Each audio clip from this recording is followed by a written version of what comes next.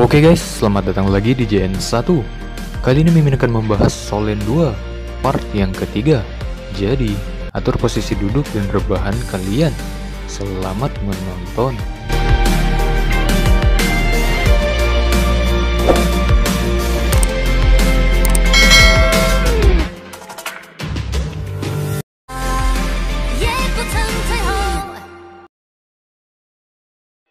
Jalan utama benar-benar lurus, sehingga Hu Yuhao dengan cepat berjalan di sepanjang itu, mengikuti pinggir jalan. Meskipun dia masih muda, dia masih peringkat 10 jiwa cendekia. Kekuatan fisiknya jauh lebih besar daripada orang dewasa normal. Hu Yuhao menatap jauh ke kejauhan saat dia berjalan maju. Jika seseorang memperhatikannya dengan cermat, mereka akan melihat bahwa mata birunya yang biru langsung menjadi lebih jernih, dan samar-samar tampak ada cahaya yang berkedip di dalam diri mereka.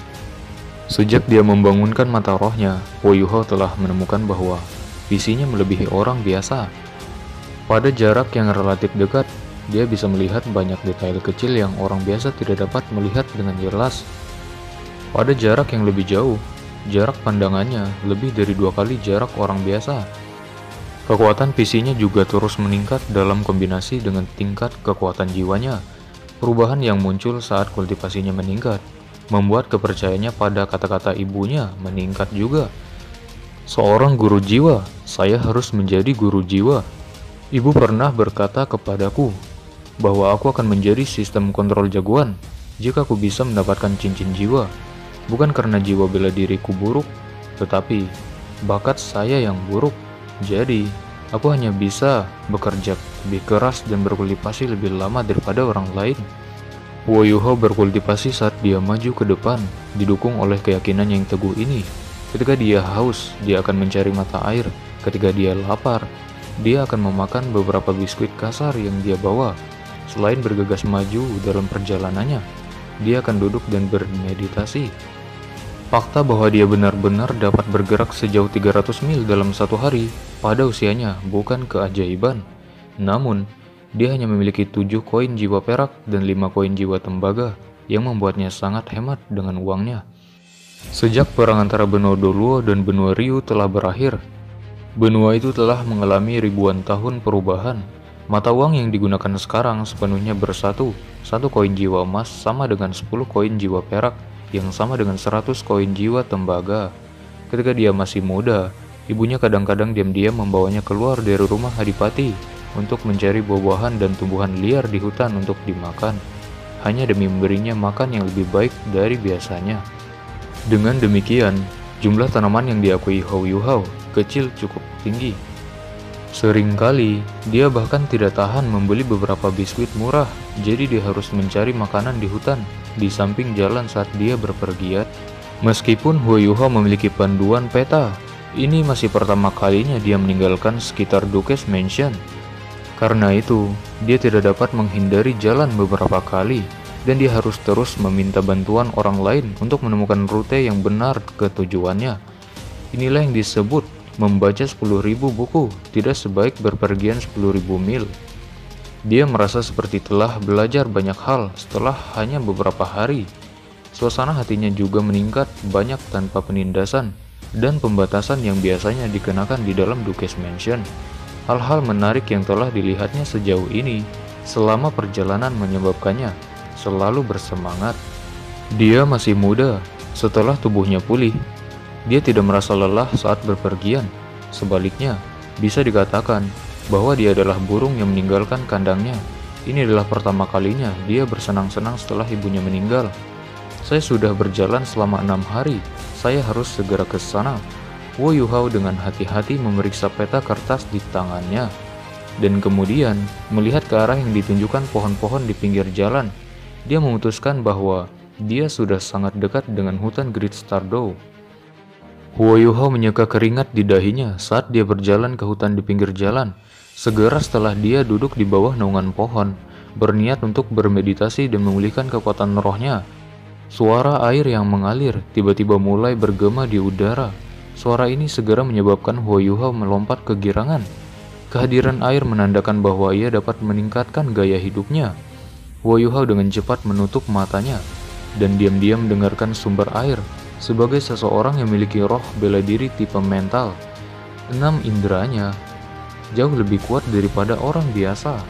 Ini terutama benar ketika dia menutup matanya. Ketika dia memejamkan matanya, kelima inderanya yang lain akan meningkat kekuatannya dengan selisih. Dia dengan cepat mengidentifikasi dari mana suara air itu berasal, dan dengan hati-hati maju melalui hutan. Alasan mengapa dia sangat berhati-hati, bukan karena tanah hutan yang tidak rata, tetapi karena dia takut pakaiannya akan robek oleh semak-semak di hutan. Ini adalah pakaian yang ibunya buat sendiri untuknya. Dia menemukan sasarannya tanpa berjalan lebih dari 200 meter, yang ternyata adalah sungai kecil selebar 3 meter. Air dingin di dalamnya begitu jernih sehingga Anda bisa melihat langsung ke bawah, dan itu menciptakan perasaan santai dan menyegarkan. Huo Yuhao bersorak gembira dengan cepat melepas pakaiannya dan kemudian langsung melompat ke sungai yang bahkan tidak sedalam 2 kaki. Terakhir kali dia mandi adalah 2 hari yang lalu. Perjalanan 2 hari terakhir telah menutupi tubuhnya dengan keringat, dan mandi di air yang dingin dan jernih ini hanyalah kesenangan yang tidak bisa lebih santai. Setelah benar-benar mandi, perasaan yang cemerlang meliputi seluruh tubuhnya ketika dia berjalan keluar dari sungai. Dia berpikir dalam hatinya, karena aku sudah tiba di hutan Great Stardo, aku akan beristirahat dengan tenang di sini. Dia berganti menjadi pakaian yang bersih, melanjutkan untuk mencuci pakaian kotornya di sungai juga, dan kemudian menggantungnya di cabang pohon di dekatnya. Dia kemudian mengambil cabang pohon yang panjangnya sekitar 3 kaki. Dia menggunakan tangan kanannya untuk menarik belati dari sarung di pinggangnya. Belati itu panjangnya sekitar 40 cm. Dan sarungnya berwarna hijau gelap. Sarung terbuat dari kulit yang keras, meskipun dia tidak tahu apakah itu kulit dari binatang atau dari binatang roh. Dia hanya tahu bahwa itu adalah hadiah yang diberikan ayahnya kepada ibunya. Itu selalu dihargai oleh ibunya. Sedemikian rupa, sehingga ibunya hanya memberikannya kepada dirinya sesaat sebelum dia meninggal. Gagang belati itu panjangnya sekitar 17 cm dan tidak memiliki dekorasi yang indah sama sekali. Itu memberikan orang perasaan sederhana dan tanpa hiasan. Tidak hanya terasa alami untuk dipegang, tetapi juga terasa sangat nyaman. Itu juga tidak mengeluarkan suara sangat terhunus. Pisau sepanjang 23 cm itu seperti air musim gugur yang jernih dan tampaknya transparan. Huo Yuhao tidak bisa menahan diri untuk tidak menggigil karena udara dingin dan padat di sekitar pisaunya, meskipun dia agak terbiasa dengan itu. The White Tiger Dagger, inilah nama belati yang dikatakan ibunya. Saat Huo Yuhao memandang belati macan putih, kegembiraan di matanya langsung berubah menjadi tatapan sedih yang dalam. Dia sepertinya melihat sosok ibunya di refleksi pedang itu. Memegang cabang yang baru saja putus dari satu tangannya, Huo Yuhao menggunakan belati harimau putih untuk mencukur bagian depannya. Ketika bilahnya yang mengeluarkan cahaya biru redup memotong cabang pohon itu, rasanya seperti memotong tahu. Setelah 2 atau 3 potong, bagian di depan cabang pohon telah diasah. Dia menyarung belati macan putih di pinggangnya dan berjalan kembali ke sungai dengan ranting yang telah diasah. Setelah menarik nafas panjang, matanya langsung menyala. Semua detail kecil dalam air jernih diperbesar di matanya. Dia sekarang bisa melihat perubahan kecil pada riak air. Bahkan udang kecil yang berada di antara celah-celah di tanah di dasar sungai tidak bisa lepas dari perhatian mata rohnya. Selain itu, semuanya tampak melambat saat dia melihatnya. Tiba-tiba, Huo Yuhao membuat gerakan secepat kilat dan menikam dahan tajam yang dipegangnya ke sungai. Ketika dia mengangkat tangannya kembali dan membalikan dahan pohon ke atas, seekor marakal panjang setengah kaki muncul di ujungnya. Bagi orang awam, menikam ikan jelas merupakan sesuatu yang membutuhkan teknik.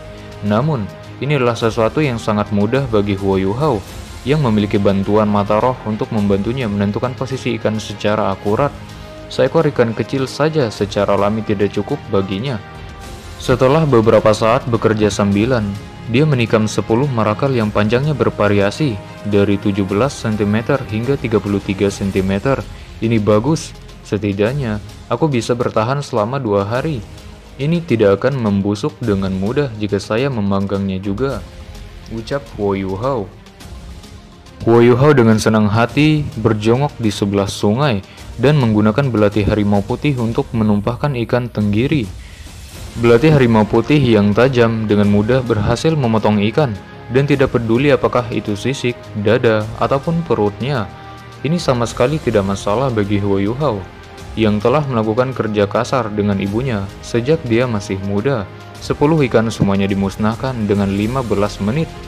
Dia mencari beberapa daun besar di hutan dan membilasnya di sungai. Kemudian dia menempatkan beberapa ikan itu pada daun basah yang sudah dia cari.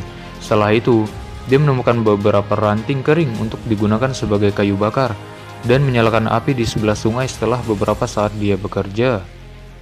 Huo Yuhao hanya memiliki garam yang tersedia sebagai bumbu, tetapi itu sudah cukup untuk sesuatu seperti ikan bakar.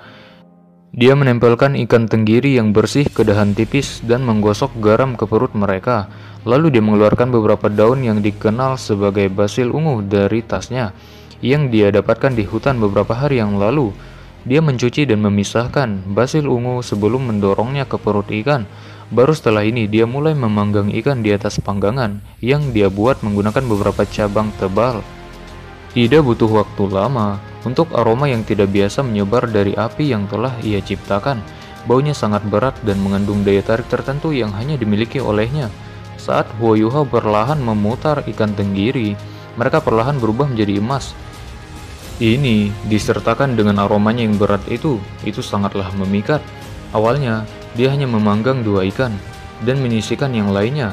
Jika dia telah memanggang terlalu banyak ikan dalam sekali jalan, maka masalah mungkin saja terjadi saat dia mengendalikan api. Betapa harumnya! Tangisan bahagia dan lembut bergema pada saat itu. Teriakan itu terdengar jelas dan murni, tetapi masih mengejutkan Huo Yuhao. Dia melihat ke arah sumber suara itu dan melihat 2 orang berjalan di sepanjang sisi sungai. Orang yang berjalan di depan adalah seorang gadis yang terlihat berusia sekitar 15 atau 16 tahun dan memiliki rambut hitam panjang yang diikat menjadi kuncir kuda di belakangnya. Dia mengenakan satu set jubah prajurit berwarna biru muda yang pas, yang sepertinya menggambarkan tubuhnya yang masih muda dan lembut yang dipenuhi dengan masa muda. Dia memiliki mata seperti Phoenix yang besar dan cerah. Dia juga memiliki hidung terangkat, wajah oval yang hampir sempurna, dan wajah cantik dan lembut yang sedikit senang saat dia memperbaiki pandangannya pada ikan bakar Huo Yuhao. Orang yang mengikuti di belakangnya adalah seorang pemuda yang seusia dengannya. Tubuhnya yang ramping, tinggi dan lurus, sementara rambutnya yang pendek dan biru bersinar dengan kilau seperti batu giok di bawah sinar matahari. Meskipun dia belum tua, dia memberi orang semacam perasaan ilmiah. Wajahnya yang tampan memiliki senyum malas namun hangat di atasnya, dan tangannya diletakkan di belakang kepalanya. Dia juga menatap ke arah Huo Yuhao dengan tatapan tertarik. Namun, dia tidak melihat ikan bakar, tetapi pada Huo Yuhao sendiri.